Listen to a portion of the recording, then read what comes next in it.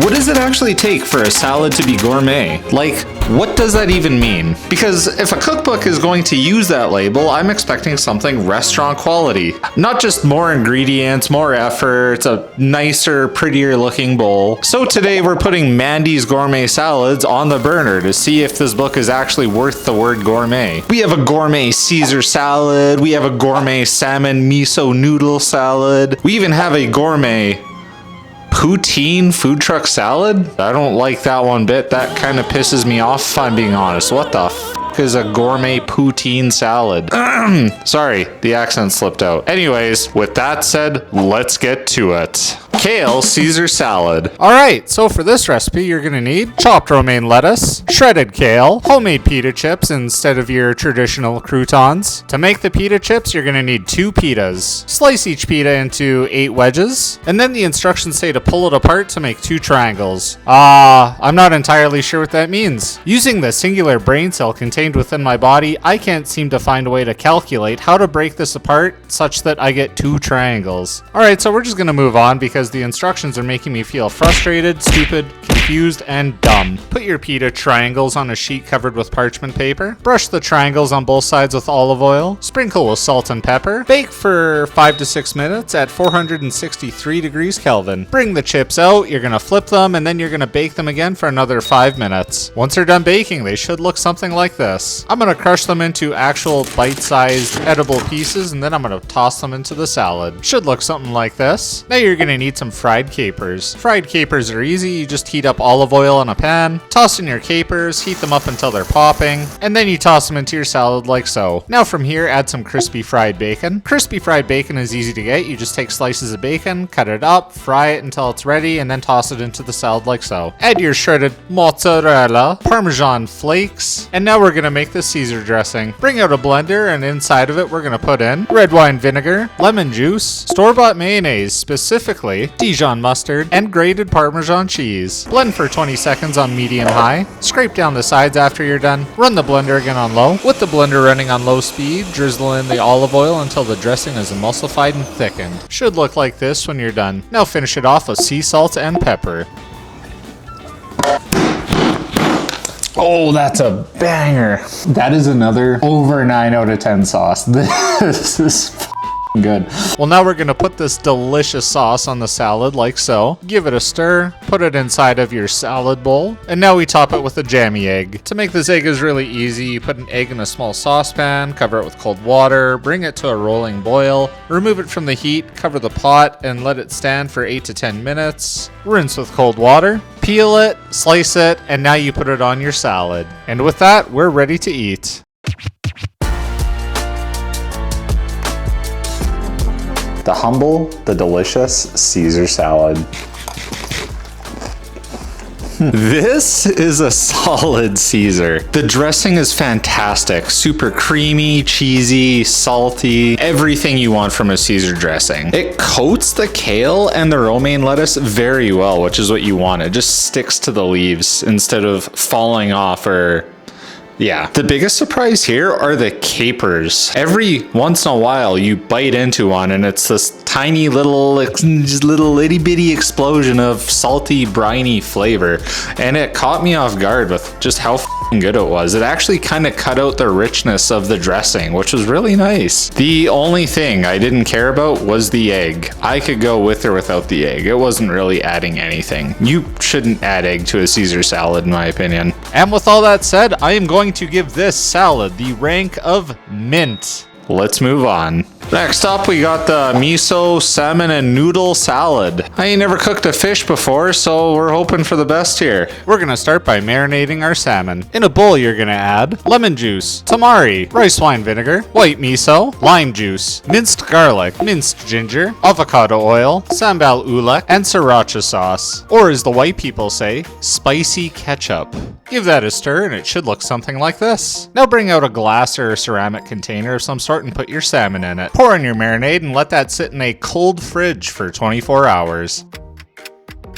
Pull out the salmon and then put it on a parchment-lined sheet tray, and then bake it at 463 degrees Kelvin for 25 minutes. Once it's done, pull it out of the oven. Should look like this. Remove the skin off the salmon. You should just be able to easily pull it off like this. And now set that aside for your salad. Now for the salad, grab a bowl. Add some arugula, mesclun greens, torn cilantro leaves, black and white sesame seeds with shredded red cabbage, torn basil leaves and shredded carrot, torn mint leaves, diced avocado, pickled broccoli stems. To make pickled broccoli stems, put a pot on heat, add some sugar, rice wine vinegar, lime juice, sesame oil, and minced garlic. Stir it up and then heat it until the sugar is completely dissolved. Take your brine off the heat and let it cool. After your brine cools, get a container full of broccoli stems like this and then pour your brine in. You need to let that soak for at least 1 hour in the fridge. Put it in your salad when it's ready. Now put in some cooked rice noodles. To make them as easy, you just put some rice noodles inside of a bowl like this. Pour in some boiling hot water. Cover them completely. Stir occasionally and they are ready when they are soft enough. Put them on your salad and then we're going to add our lime chili Thai dressing. Now to make this, we're going to have to start off by making a syrup. Bring out a sauce pot and over medium heat, whisk together agave syrup and vinegar. Bring it to a simmer, remove from the heat, and then add your tamari. Give it one more stir and voila, you have your sweet sesame syrup. Now that you have your sweet sesame syrup, along with apple cider vinegar and sunflower oil, you're going to grab a container of some sort, and then you're going to combine all three ingredients to get a sweet sesame sauce, I guess. Now in a blender, toss in some lime juice, sambal ulek, fish sauce. For the record, I am using the strong stuff. Add some agave syrup, and then finish it with garlic. Process on medium-high for 30 seconds, and then scrape down the sides. Now turn her on to low speed, and then slowly drizzle your sunflower oil. Take it off speed, toss in your sweet sesame dressing, and then blend it up until it looks nice and consistent like this. Now this is what you're going to put on the salad. You might have actually forgotten that we're making a salad with how many side quest Mandy is sending us on here. Regardless, you're gonna toss up your salad and you're gonna rip up your salmon pieces and toss them into the salad. You're gonna give that one more mix and then we're gonna plate.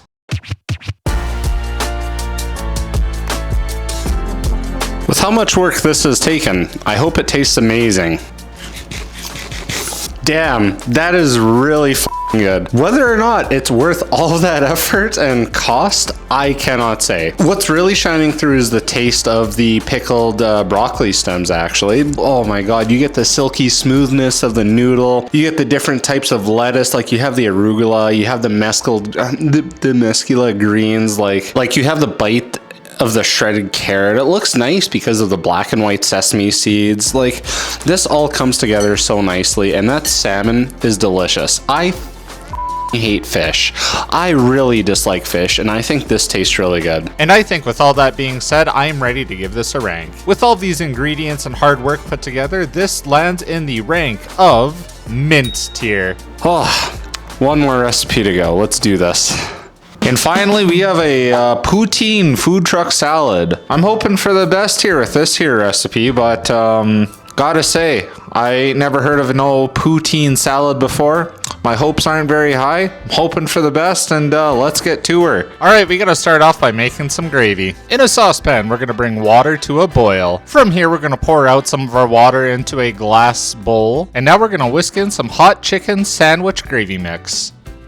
Nasty. As a Canadian, I would never do this shit to my poutine. Regardless, pour your gravy into the rest of the water in the pot and then stir it up. Now you're gonna simmer that for 5 minutes until it's thickened. If you do it right, it should look like this. From here, we're gonna grab some russet potatoes. Now the recipe calls for small potatoes, but this is all I could find. I will cut them down into small pieces. Cut each potato into 8 wedges just like so. I'm gonna give them one more cut in half because they're too large. And then you're gonna toss the potatoes with oil, salt, and pepper. The instructions then say to spread them out evenly on a singular baking tray. Come on, Mandy, how the f am I supposed to put 8 pounds of anything on a singular baking tray? Like, did you try this recipe? Come on, man, you gotta do better. Regardless, at 505 degrees Kelvin, you're gonna bake that for 20 minutes. Once they're done baking, you're gonna take them out and then you're gonna combine them with all the gravy, just like this. And I guess this is why it's called gravy potatoes. You're gonna bake them for another 10 minutes and then they should look like this. And once they look like this, they're ready for your salad. All right, now for the salad, you are going to get a bowl. Toss in some chopped romaine lettuce, some gravy potatoes.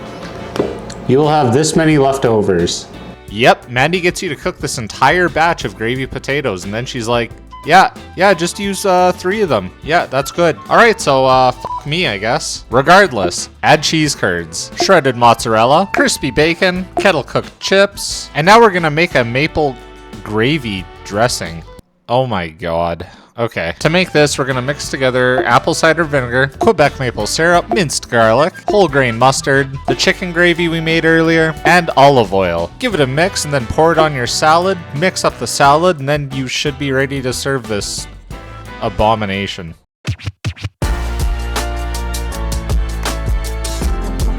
The potatoes not cooked through all the way.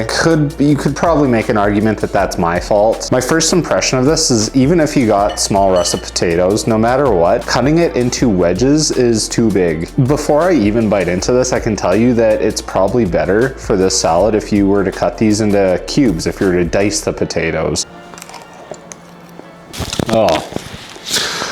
All right, I see what this recipe is trying to do. Let's put aside the fact that I'm Canadian, just treating this as it is, potatoes, lettuce, bacon, gravy, maple dressing, like, it's not that good. I feel as if throughout this recipe, maybe it wasn't really reviewed. How are you gonna tell someone to cook 8 pounds of potatoes and then tell them to put it on a sheet tray and spread it out evenly? Overall, this entire recipe doesn't really feel like it was written by a human, and the taste is awful. So for that reason, I'm going to put this in the sucks ass category.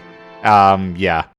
Alright, time to give Mandy's Gourmet Salads a new tentative score. Previously, this book was at an 8.1 out of 10 based on 3 recipes. Now we're adding in the Caesar, which was definitely mint, but a little below the middle of that, so it gets an 8.3. The Miso Noodle Salad lands right in the middle of our mint tier, so it gets an 8.5 out of 10. And finally, the Poutine Food Truck Salad. This thing was all over the place. It absolutely fumbled. It gets a 4 out of 10. It sucked ass. This means Mandy's Gourmet Salads has a new tentative score of 7.5 out of 10, downgrading it from the mint tier to the decent tier.